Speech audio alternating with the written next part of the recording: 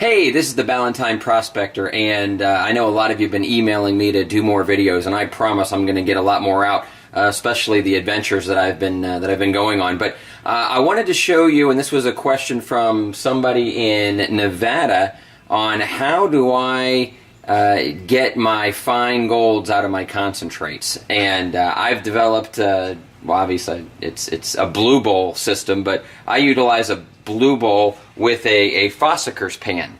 And what this allows me to do is you know, any gold that gets through the blue bowl system falls down into the Fosackers pan, and there's riffles here, and well, gosh, I can't imagine hardly any gold getting past that. So let me show you how I get to that process.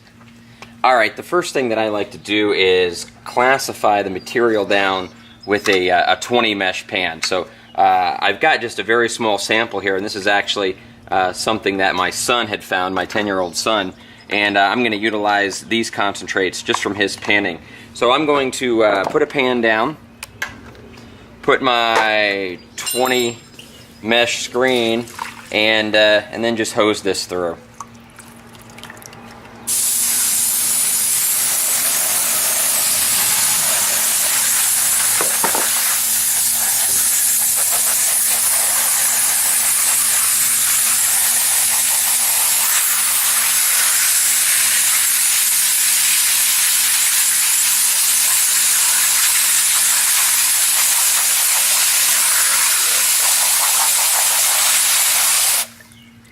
Okay, now anything smaller than 20 mesh is now into this pan, which I'm going to put right into my blue bowl. I'm going to move that over, and then I'm going to take over here, and then I'm going to flip this over because I want to pan this out just in case there was a nugget larger than 20 mesh.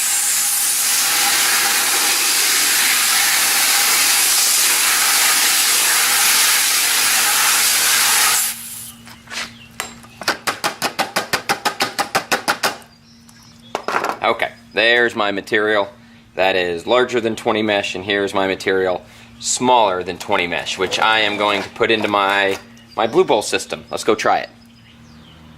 Okay, let me just show you how I have this set up. Obviously, I've got my standard blue bowl, and how this works is water comes in and it does a whirlpool effect. All the light materials come down through a hole down into here, and then they come into my Fosackers pan, and as you can see here, it has a ripple system just like a sluice, and then the material has to run down through that into my tub, which has a recirculating little small pond pump right here that pumps the water right back up.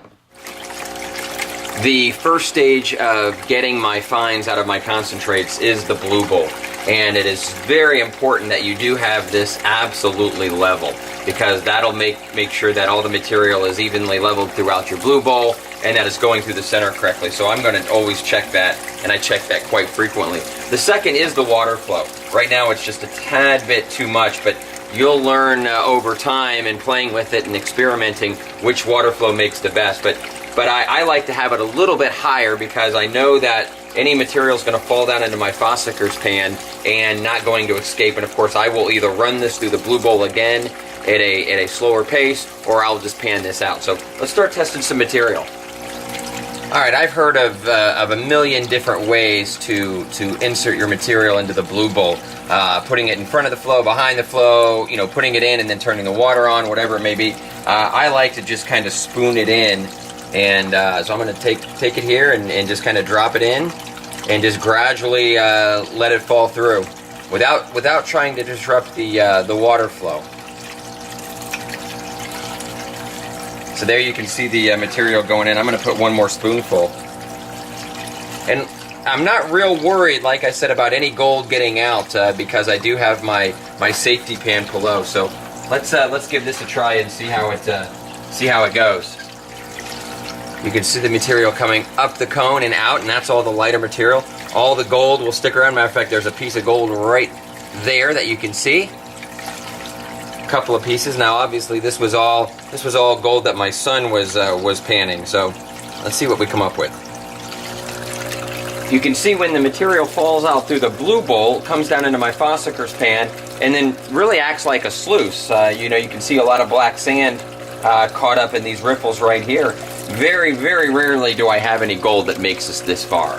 You know, I'm looking up here and I see several gold flakes up here in my blue bowl pan. But I'm going to add a little bit more material, and let's see what we find. All right, here's a great example of what we come out. There's 3 specks here, nothing major, obviously, but one right there, one right there, and one right there. But you know, one thing I will do now is run this through a smaller mesh, because what ends up happening is you can see there's a lot of some, well, basically a lot more heavies in here.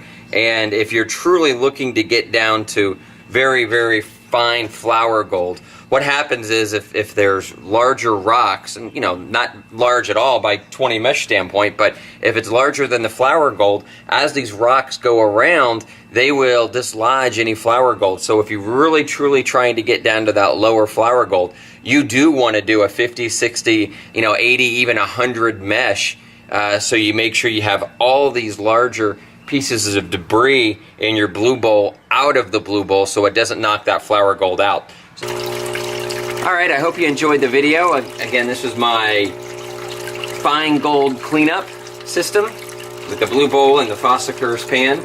And not trying to show you a bunch of gold today, really more just to show you how the system works, and it does work very, very well for me. So hope you enjoyed the video, and I promise I'm going to have a lot more this summer coming out of some of the adventures out in the field. Thank you.